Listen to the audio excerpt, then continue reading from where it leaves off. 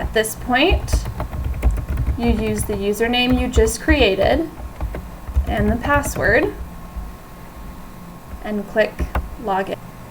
You are now logged into your Virginia Saltwater Journal account.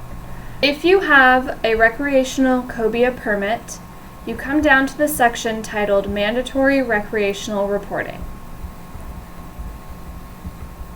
If you have a permit but did not fish for cobia this year, for any reason, your boat broke down, you were too busy at work, anything, you got the permit with the intention of using it but never actually got to, you still need to report. Yours is just a report for no activity. So you will come down and click on Report Did Not Fish for Species. You'll scroll down and you will type in your VMRC ID. You'll make sure that the license year is correct, and then you will come down and select the permitted species. So we are reporting for cobia. If you want more information about the mandatory reporting requirement for recreational cobia, you can come up here and click on Regulation for VAC 20-510 for cobia. Once you've entered all of your information into these fields, you will click Submit Report. When you scroll down, you will see a note thanking you for reporting and your report listed here. Now, if you got the permit and you did use it, you should not report no participation. Instead, you should come down under the mandatory recreational reporting section and select Report Your Trip. To report a trip, you will first provide your MRC ID, the trip date, so we'll use today's date of March 11th, 2020. We're fishing for cobia, or we caught cobia. Mr. Oyster is a private angler fishing from a vessel. He's the operator of his vessel, so he's responsible for reporting for any anglers on his vessel. So we'll say that Mr. Oyster went out himself and with a buddy. Because we're outside of the recreational cobia season, he did not keep any cobia. He released 3. He can provide notes if he wants to, but this section is optional. And then he can submit his trip.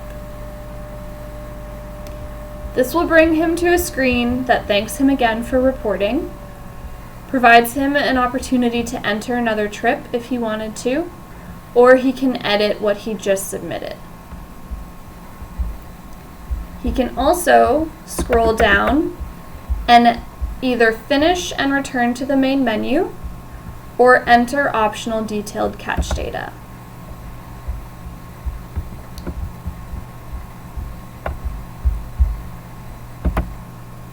So he can select a species, he can select whether or not he kept or released it. We released it because again we're outside of the season. So it was bycatch,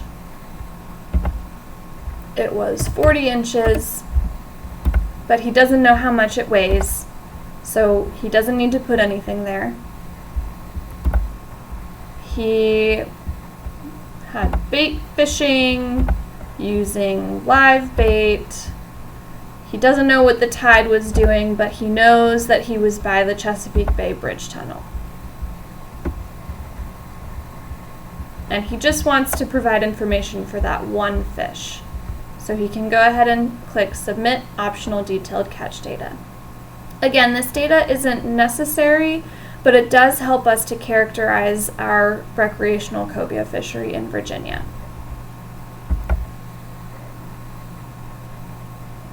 So now we see his trip data that was required, as well as a summary of his catch data. And then the details he just provided. Now he's going to finish and return to the main menu and report a second trip.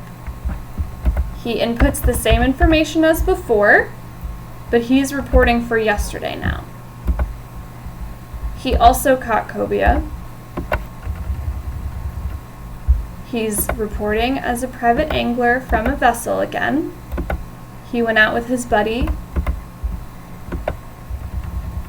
We're still outside of the season, so 0, but he also released 0, meaning he didn't catch any. It's important here that we know if you went out to target cobia but didn't actually catch any.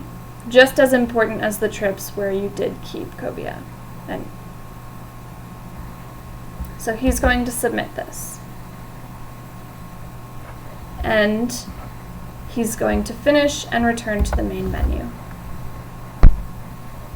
Now, if he wants to, he can click on the Your Past Trips button under Mandatory Recreational Reporting to see the trips that he just entered. You may delete these trips within 7 days of entering them into the saltwater journal. But he's just looking at these out of curiosity, so he's going to go back. And he's all caught up on his trips, so he can come up to the blue banner and log out.